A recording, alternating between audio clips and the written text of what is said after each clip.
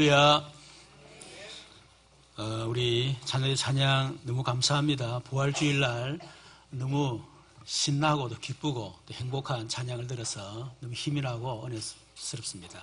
특히 우리 찬양대 어제 부활주일 찬양을 준비하기 위해서 모여가지고 찬양하고 또 그런 교제 시간들을 가지고 보면서 참 너무 기쁘고 참 좋았었습니다. 옆에 분에 같이 인사하십시다. 예수님 부활하셨습니다. 부활하신 주님을 누리고 체험하십시다. 예수님의 부활이 당신의 부활입니다. 아멘. 제가 12시 전에 나가야 되기 때문에 11시 한 55분까지만 제가 설교를 하고 저는 가겠습니다. 서울로 가야 되기 때문에. 그랬더니 우리 신희자 권사님이 내일 설교 너무 은혜스럽겠다 라더라.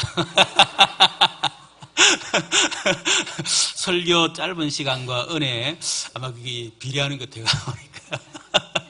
우리 사람 늘 하는 얘기예요. 이번 주 업무들 다음 주 또 온다. 당일 설교는 다 중요하기 때문에 나중에 어느 게 중요한지 모른다 라더라고. 오늘은 우리 예수님이 죄와 사망의 세력을 이기시고 부활하신 날이죠.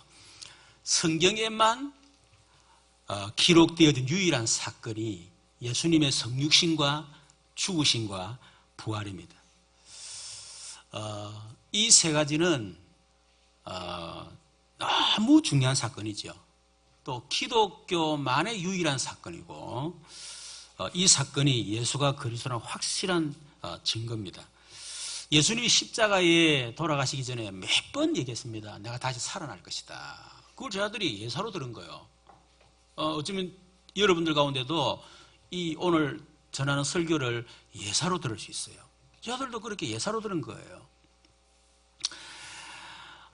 근데 그것이 성취가 됐다는 겁니다. 어떤 분들 가운데는 예수님 부활을 믿지 않습니다. 심지어 목사들 가운데, 신학들 가운데도 예수님 부활을 믿지 않습니다. 그냥 부활의 정신이지 그거는 절대로 그런 게 아니다. 목사 신학자들 그렇게 한다니까. 만일 예수님 부활이 없다면 바울은 말하기를 우리가 전파하는 게 헛되다. 우리의 믿음도 헛되다. 우리가 거짓 증인이 될 것이다. 우리는 여전히 죄 가운데 있을 것이다. 그렇다면 우리가 가장 불쌍한 인생이 된다. 예수 믿지 않는 사람들은 세상에 신나게 살잖아요. 하고 싶어 다 하고. 오늘 같은 날도 얼마나 좋습니까? 놀러 가기가. 근데 여러분은 놀러 안 가고 붙잡혀가지고 포박당해서 왔지 않습니까? 만약 그렇다 그러면 참 우리 불쌍한 사람이죠. 그러나 예수님 분명히 부활하시고 지금도 살아서 역사하고 계심을 믿으시길 바랍니다. 여러분, 세상은 갈수록 과학이 계속 발전해요. 과학이 발전하니까 자연스럽게 의료기술이요 계속 발전합니다. 그러다 보니까 생명과학이 점점 발전하다 보니까 인간의 수명이 앞으로 120살 된다. 어떤 사람은요, 인간은 영원히 죽지 않는 그런 불사조가 된다. 이 정도가 얘기를 하고 있다니까요. 과학의 힘이죠, 거기. 그러나 아무리 과학이 발전하고 아무리 의학이 발전하고 아무리 생명과학이 발전해서 인간이 1000년을 산다 할지라도 인간에게 오는 12가지 문제는 절대 해결 안 돼요. 사단이 만들어 놓은 3가지 그 올무, 나라는 올무에서 절대로 못 빠져나옵니다. 돈과 성공이라는 올무 절대로 못 빠져나옵니다. 그러다 보니까 3가지 함정에 걸려들 수밖에 없죠.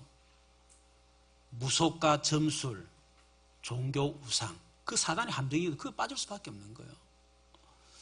어제 제가 유튜브를 딱 보니까요, 어느 무속인 얘기더라고. 야, 이 사람 완전 정말 신을 받은 사람이에요. 이 방송국에서 이불로 진짜 무속인을 찾기 위해서 이제 테스트를 했는데 깜짝 놀랄 만큼 딱 가는 거 있죠. 야, 참 대단하다. 앞으로 많은 사람들이 결국은 답을 얻지 못하기 때문에 저렇게 만들어 놓은 사단의 함정에 빠질 수밖에 없겠구나. 그런 생각을 많이 했어요. 그러면서 사단의 6가지 틀, 다시 말해 여섯 가지 운명이라 할 수 있죠. 그 틀에 딱 묶여서 못 벗어나는 것입니다. 그래서 우리는 절대 이유, 절대 해답, 절대 응답, 이것을 우리 분명히 알아야 되고 우리가 확신을 가져야 돼요. 그걸 가지고 신앙생활 하셔야 돼요. 절대 이유가 뭡니까? 창세기 3장에 하나님을 떠난 원죄 결과로 인생은 태어날 때부터 재앙 속에서, 그리고 사단의 배경 속에서, 그리고 지옥 배경 속에서 살아갈 수밖에 없는 그런 인생이 됐다는 겁니다. 로마서 3장 2, 3절에 모든 사람이 죄를 범해서 하나님 영광을 잃지 못하는, 모든 사람이 창세기 3장 하나님 떠난 원죄로 말미암아 멸망할 수밖에 없는 그런 운명과 지옥 배경, 사단의 배경에 다 잡혀있다. 이걸 보고 인간의 근본 문제, 그렇게 합니다. 이 세 가지 문제, 운명, 그리고 사단 배경, 지옥 배경, 이 세 가지에 다 걸리기 때문에 그래서 오늘 인생 12가지 문제랄 그 말이에요. 이 12가지 인생 문제, 인간의 근본 문제는 아무리 과학이 발전하고 뭐 의료기술이 발전하고 생명과학이 아무리 발전하고 인간이 대단한 어떤 삶을 살더라도 이것은 절대로 해결 안 됩니다. 그래서 하나님이 우리에게 절대 해답을 주신 것입니다. 창세기 3장 원죄로 말미암아 온 인간의 근본 문제 3가지, 그리고 그것 때문에 12가지 인생 문제, 그것을 완전히 해결하신 유일한 해답, 그것을 해결할 수 있는 절대적인 해답, 그게 바로 그리스도입니다. 여러분, 그리스도는 하나님을 만나는 길을 여시고 원죄로 말미암아 온 모든 재앙을 해결하신 참 제사 선지자, 그 말이에요. 지금도 인간을 12가지 인생 문제로 완전히 사로잡아서 인간을 멸망시키는 사단을 영원히 꺾어버리신 참왕, 그 그리스도예요.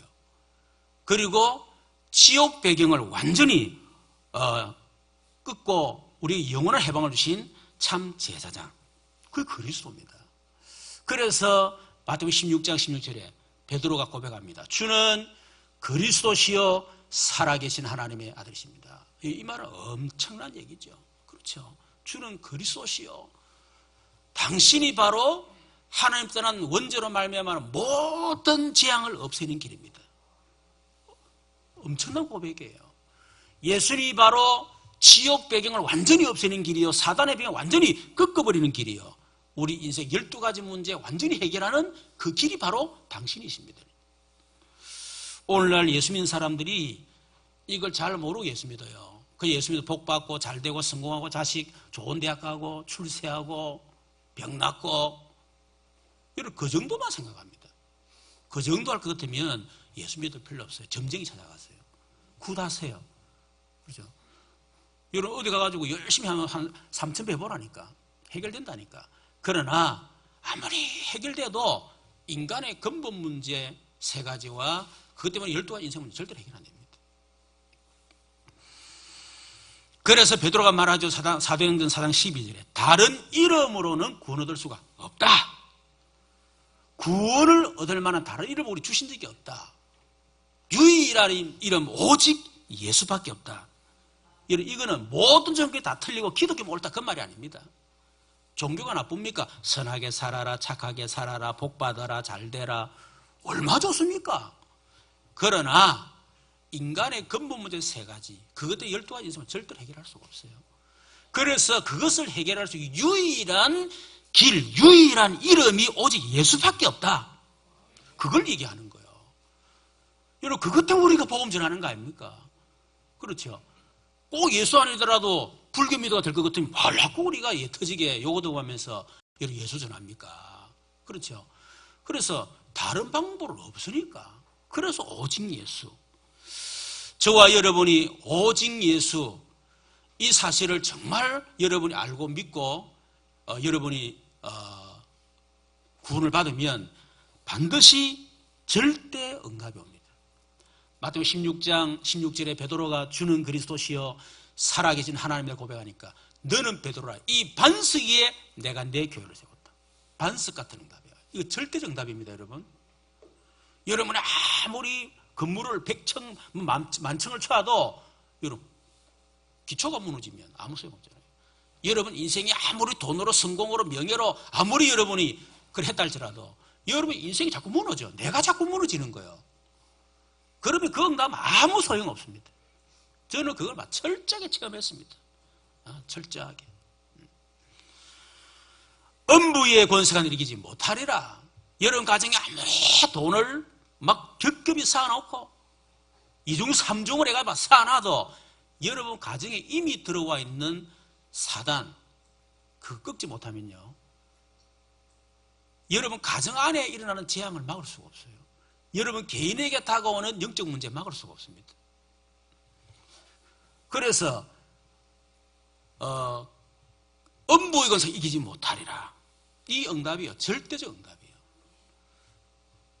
그리고 예수님 말씀했습니다. 천국 열쇠를 주겠다. 네가 땅에서 매면 하늘에서 매일 것이요 땅에서 풀면 하늘에 풀리라. 절대적 응답입니다. 묻고 풀 수 있는 응답. 그렇죠. 이 응답을 여러분 받은 줄로 믿고 이 응답을 누리시기를 주님 축원합니다. 그렇다면 우리는 이제는 절대 이유, 절대 해답, 절대 응답 이미 받은 사람이기 때문에 또 구원을 받았기 때문에 여러분은 반드시 세 가지를 반드시 체험하셔야 됩니다. 첫 번째는 갈보리산 언약입니다. 예수님이 십자가에 다 이뤘다, 다 끝냈다, 모든 계산 다 했다. 정말 예수님이 내 인생 모든 문제 해결하셨구나. 여기에 대한 체험 반드시 해야 됩니다. 더 이상 나는 나를 위해서 돈 성공을 위해서 염려하거나 고민하거나 갈등하거나 할 필요 없다. 내 인생 내가 책임질 필요 없다. 많은 사람들이 예수 믿고도 내 인생 내가 책임질라 하잖아요. 얼마나 수고하고 무거운 짐을 지고 살아갑니까? 그래도 내 인생 책임지느냐? 책임질 것도 없어. 갈보리 십자가에서 모든 문제 해결하신 예수님이 우리 안에 오셔서 그분이 내 인생 주인 되겠다고 했는데 우리는 그 사실을 믿고 누리면 될 건데 그렇게 안 하거든요. 그러니까 고생하는 거예요. 예수 믿고도. 반드시 체험해야 된다. 두 번째는 감난산 언약입니다. 부활하신 주님이 감난산에서 나타나서 40일 동안 하나님 나라에 대해서 말씀하셨어요. 감난산 언약이란 말은 갈보리 십자가에서 모든 문제 해결하신 주님이 부활하셔서 지금 살아 역사하시는데 그 부활하신 주님을 내가 체험하는 것. 정말 지금 살아 역사하고 계시구나. 그걸 체험 반드시 해야 됩니다. 2000년 전에 오셔서 십자가 죽으시고 구원하시고 하나님 만난 길, 죄 문제, 사단 문제 해결하신 그 예수 그리스도 물론 맞습니다. 그러나 그 주님 지금 살아 역사하고 계신다니까요. 그 주님을 체험해야 된다니까. 다르게 말하면 기도 응답이라 할 수 있겠죠. 그렇죠.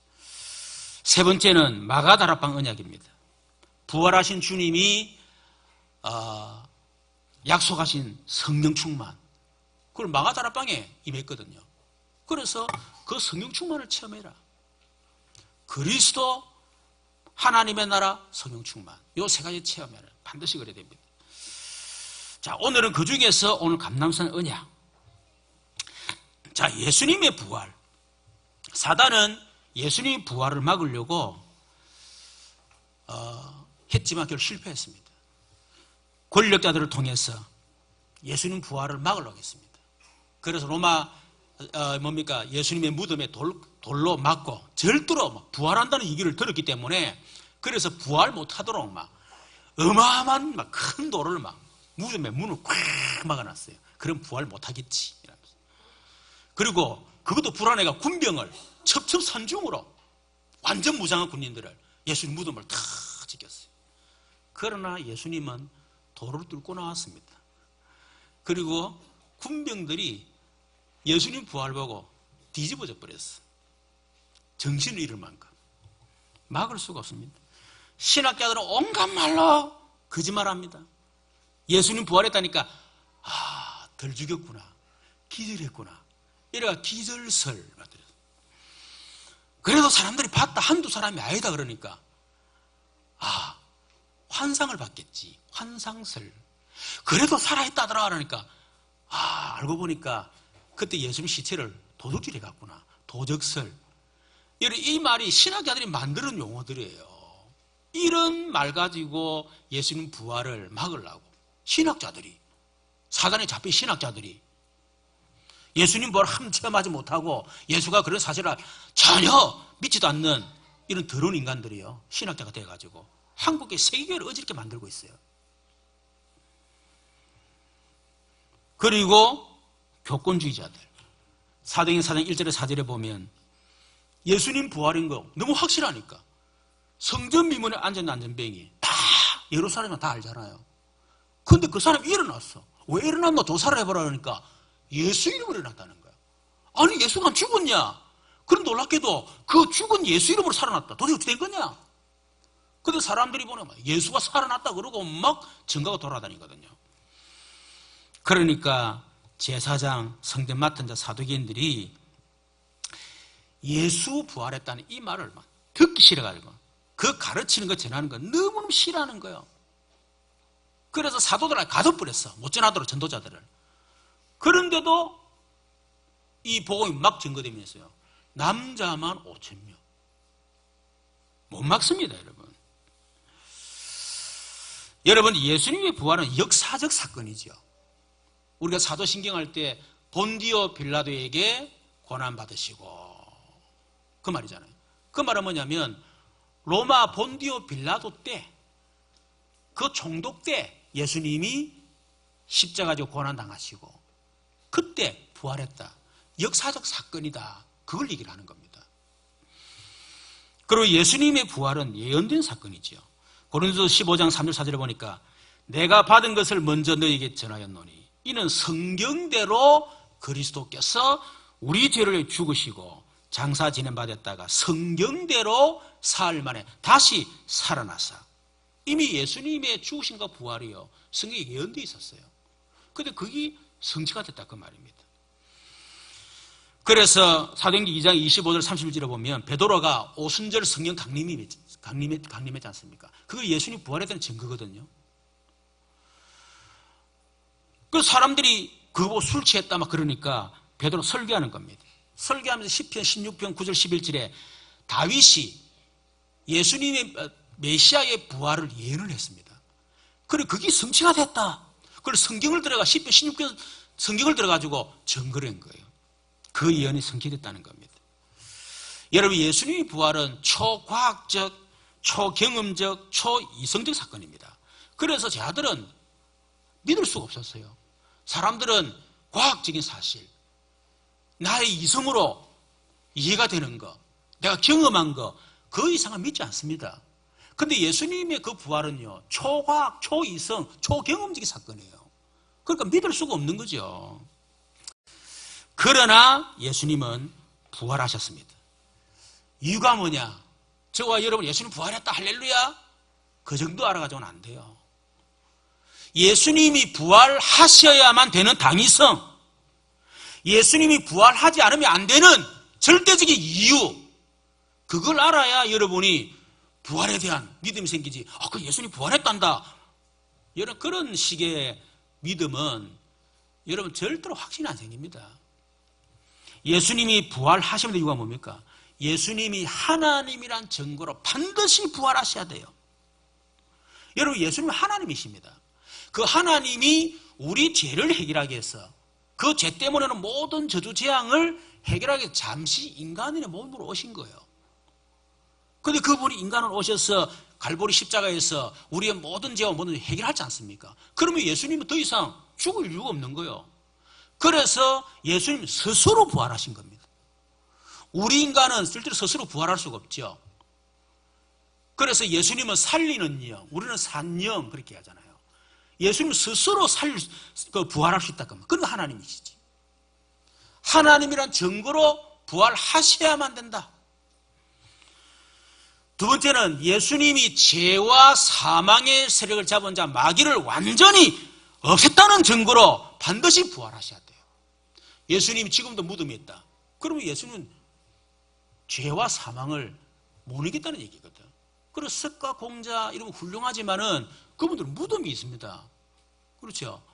이유가 뭐냐면 그분 다 죄인이기 때문에. 사망의 세력을 잡은 자 마귀를 이길 수가 없어요. 그러나 예수님은 죄와 사망의 세력을 이겼다는 증거로 부활하신 거예요. 세 번째는 예수님이 그리스도라는 증거로 반드시 부활해야 됩니다. 그리스도는 반드시 하나님이 육신 입고 오셔야만 돼요. 또 그리스도는 반드시 우리의 죄를 짊어지고 우리 죄값을 반드시 담당하시고 죽으셔야만 됩니다. 그리고 그리스도는 반드시 죽으면서 부활하셔야만 돼요. 그것이 그리스도의 조건입니다. 이 세 가지 조건이 안 되어지면 그 사람은 그리 될 수가 없어요. 저는 절대로 그리 될 수가 없습니다. 여러분 가운데 그리 될 수 있는 사람 한 사람도 없습니다. 지구상에 수많은 수십억 인물이 있지만은 한 사람도 그렇게 될 수가 없어요. 왜? 세 가지 조건을 갖출 수가 없습니다. 그래서 오직 예수. 두 번째는 예수님의 부활을 체험한 사람들입니다. 여러분, 예수님을 체험한 사람들은 다 변화됐어요. 왜 변화가 안 되느냐? 예수님 부활이 체험이 안 된 거예요. 그러니까 수십 년 예수 믿어도 변화가 없어. 정말 부활하신 줄 내가 만났다. 내 눈앞에 나타났다. 내가 정말 만났다. 여러분, 변화 안 되는 게 기적이죠. 그렇죠? 예수 믿는데 부활한 주님이 체험이 안 돼. 그래 변화가 안 되는 겁니다. 여러분, 베드로 같은 경우는 마태복음 26절에 보면 그 계집아이 앞에서 예수님을 부인하고 저주 안 했습니까? 그런 겁쟁이 베드로가요, 사도행전 4장 12절에 보니까 다른 이름으로 구원 얻을 수가 없다. 오직 예수. 그리고 이런 종교 이 교권자들 불러가지고 경고합니다. 절대로 예수전 하지 마라. 그러니까 우리가 당신 말 듣는 게 낫냐, 하나님 말씀 듣는 게 옳으냐 생각해봐라. 정신이 있다며. 그리고 우리가 보고 들은 것을 말하지 않을 수가 없다. 여러분, 그 겁쟁이 베드로가요, 어떻게 그 교권주의 앞에서, 그 당시는 목 날라가는 겁니다. 그렇죠? 감히 어디 교권을 가진 그들 앞에 감히 고기를 들고 그걸 당장 날아가는 거예요. 그 앞에서 죽이라면 죽이라. 그래도 보고 들은 거 말할 수가 없다. 여러분, 이렇게 변화된 이유, 베드로의 인생이 바뀌게 된 그 계기가 뭐겠습니까? 예수님 부활을 체험한 거예요. 의심 만든 도마, 그 제자들이 있는데 예수님이 나타났어. 분명히 안에서 문을 걸어 잠갔어. 유대인들이 두려워가지고 들어올 수가 없어요. 안에서 키를 잠근 거예요. 근데 예수님이 문을 두고 들어온 거라. 그래서 깜짝 놀랐겠죠. 예수님이 손을 보여주면서, 옆구리 보여주면서 부활했다. 그러니까 제자들이 우리가 예수님 부활한 예수님 진짜 부활했더라는. 도마 그때 없었거든. 그런 소리 하지 마라. 어떻게 예수님 부활하시냐? 안 죽었냐?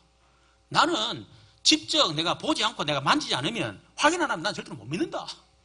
그거 어떻게 보면 굉장히 맞는 거예요. 근데 예수님이 8일 만에 나타나신 거예요.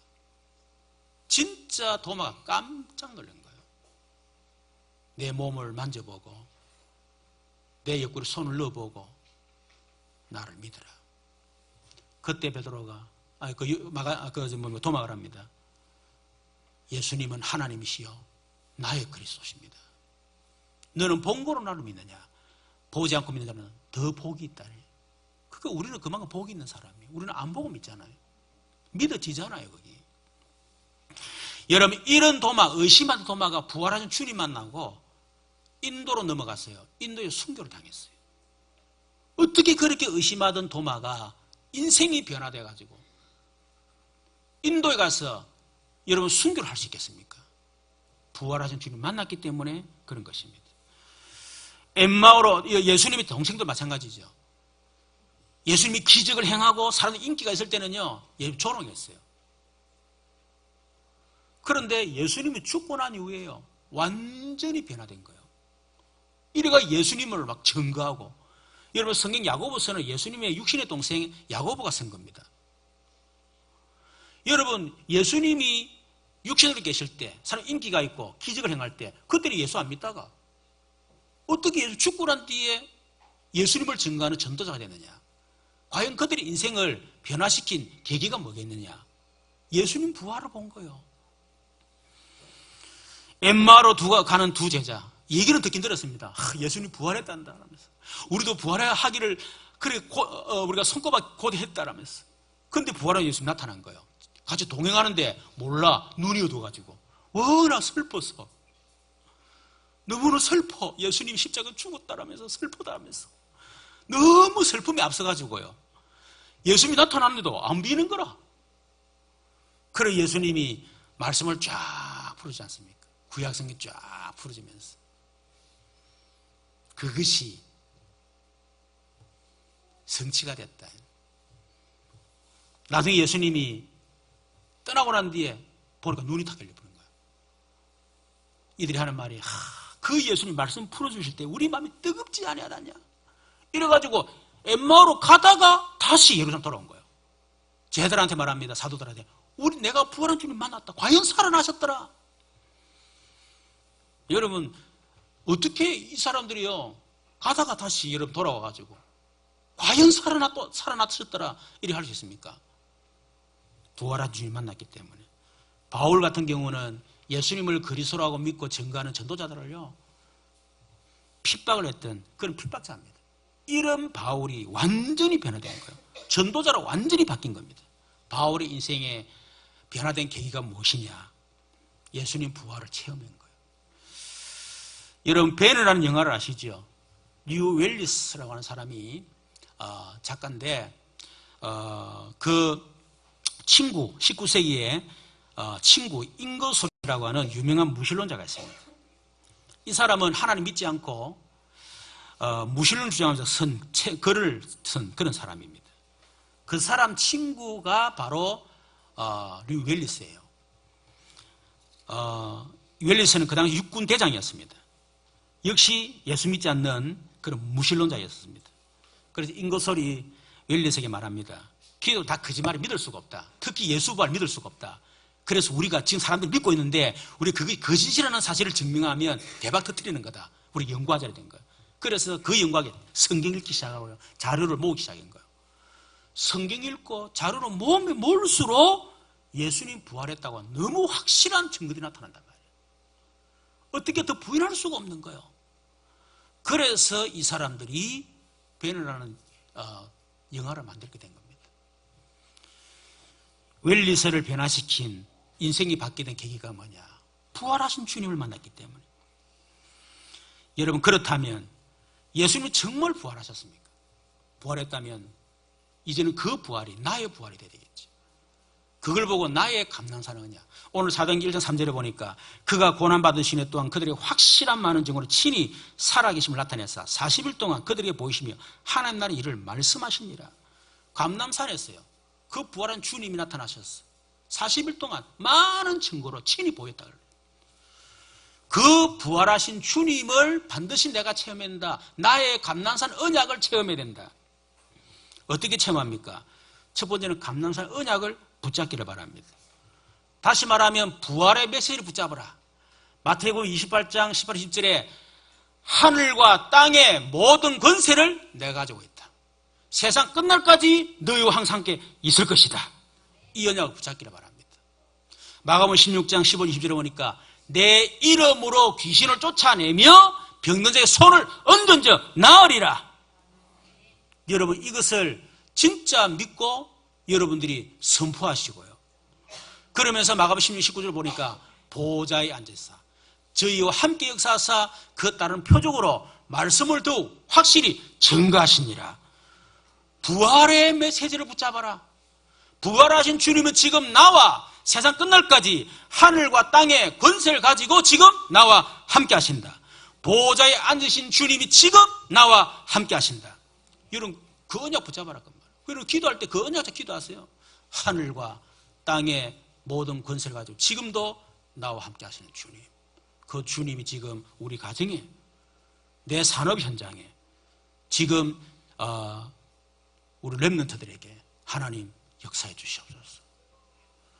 보좌에 앉아서 지금 우리와 함께 하시는 주님, 지금 이 역사해 주시옵소서. 언약을 기도해 보라니까요. 실제로 하나님의 능력이 나타나지 않았는데 그걸 체험하셔야 됩니다. 두 번째는 감람산의 축복을 누려라. 감람산의 축복이 뭐죠? 하나님의 나라의 축복을 누려라. 이제는 우리는 세상 배경이 아니고 육신 배경이 아니고 하나님의 나라, 보좌의 축복을 우리의 배경으로 삼고 이제는 실제로 그 보좌의 축복을 누려라. 기도응답입니다, 여러분. 그렇죠? 그래서 여러분이 진짜 하나님의 나라 보좌의 축복이 정말 내 배경이구나. 모든 것이 보좌로부터 오는 거구나. 더 이상 내 배경, 세상 배경, 사람 배경, 인맥 필요 없구나. 거기 뿌리 내릴 때까지 여러분 실제로 여러분이 체험하시라고 말이에요. 세 번째는 감람산 미션의 인생의 결론을 내려라. 감람산 미션이 뭡니까? 하나님의 나라의 일.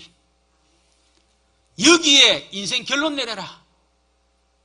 갈보리산 언약을 통해서 내 인생 모든 문제 해결하신 주님 내 인생의 주인이다. 더 이상 나는 나를 살 이유가 없다. 인생 해답 나셔야 됩니다. 이제는 내가 감람산 그 축복, 하나님의 나라 보좌 축복을 내가 이제 누리면 되는 것이다.